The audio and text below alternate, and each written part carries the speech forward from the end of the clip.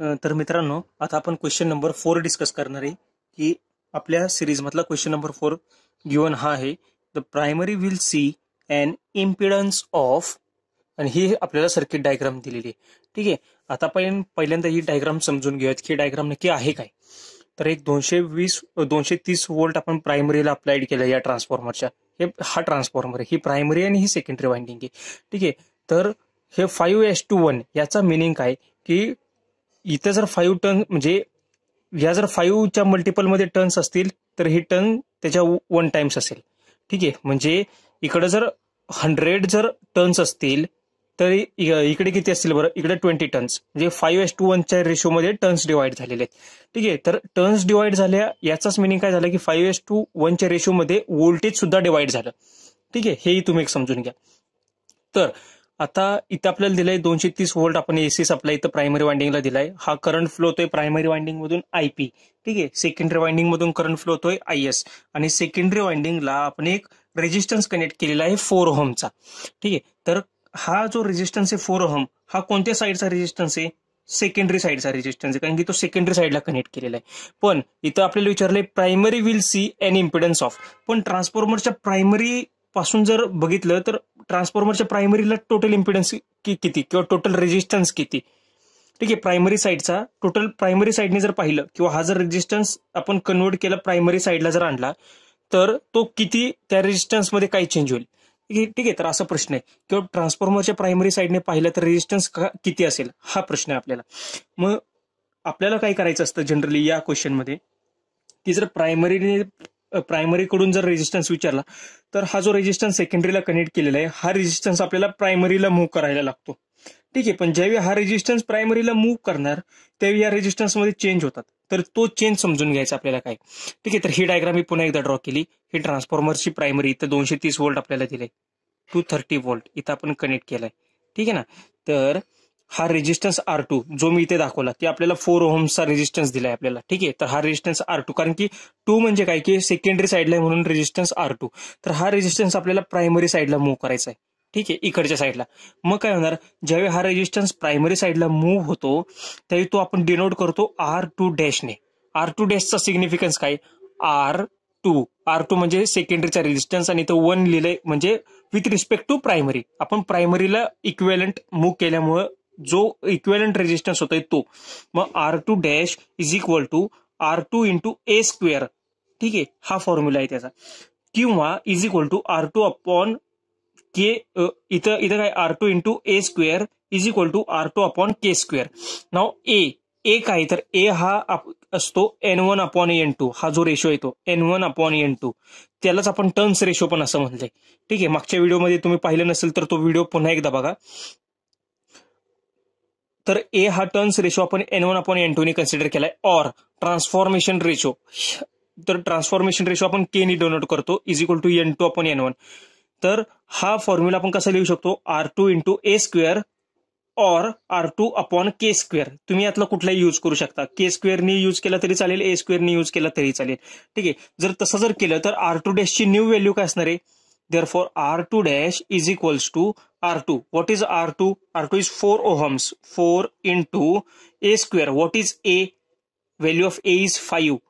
5 square 25 is equal to 100. ठीक आहे. 100 ohms हा आला या एच्या या फॉर्म्युल्याने. आणि ट्रान्सफॉर्मेशन रेशोच्या फॉर्म्युल्याने कसं येणार, R2 dash is equal to 4 upon K. What is the value of K? 1 upon 5 square is equal to 4 into हा न्यूमरेटरला जाईल 5 square is equal to 100 ohms. ठीक आहे. तर तुम्ही यानुसार घेऊ शकता की तुम्हाला काय प्रेफरेबल आहे.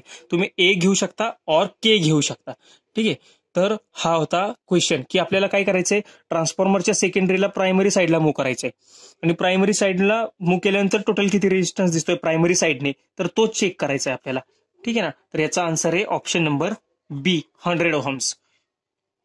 हा क्वेश्चन समजला. सिमिलरली आता हा 5th क्वेश्चन आहे. A transformer has T1 and T2 turns on a primary and secondary winding.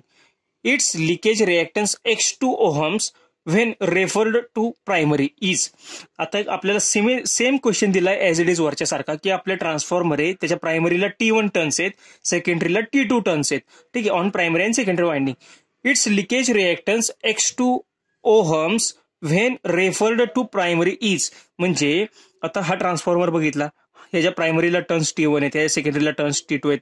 Leakage reactance X2 म्हणजे सेकंडरीचा लिकेज रिएक्टन्स X2 आहे. ठीक आहे, जसा रेजिस्टन्स असतो तसा रिएक्टन्स सुद्धा असतो. ठीक आहे, तर त्याचा रिएक्टन्स आपल्याला दिलाय X2, हा ओहम्स आहे. ठीक आहे, तर त्याने विचारले जर तो प्रायमरीला कन्वर्ट केला तर काय होतं.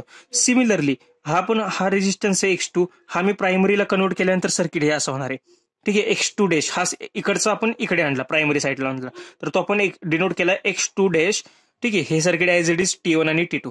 तर नेहमीप्रमाणे काय होणार आहे बरं, X2 dash is equal to आपला फॉर्म्युला काय, X2 into A square is equal to X2 upon K square. ठीक आहे, तर काय चेंज होणार आहे त्यामध्ये, इज इक्वल टू, आता मी ह्या फॉर्म्युल्यामध्ये व्हॅल्यू पुट करतो. ठीक आहे, हा X2 ऍज इट इज दिलाय. आता ए काय असतो मी तुम्हाला सांगितलं, A is equal to T1 upon T2 and K is equals to T2 upon T1.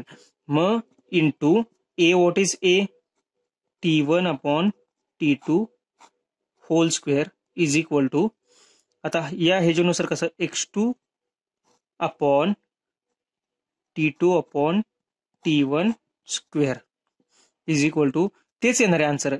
काय येणार आहे, X2 T1 bye T2 square.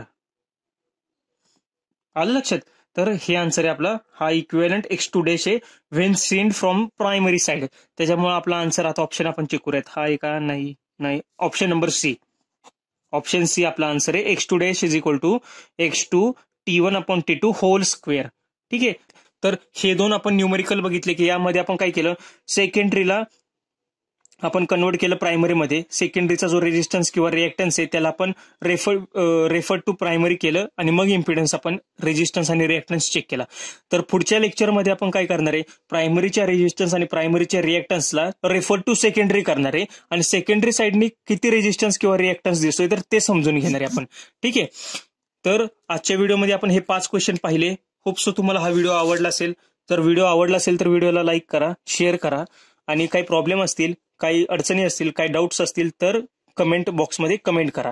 ठीक आहे, तर बघूयात आपण नेक्स्ट व्हिडिओमध्ये, ह्याचा पुढचा पार्ट्स आपण बघूयात. ठीक आहे, थँक्यू.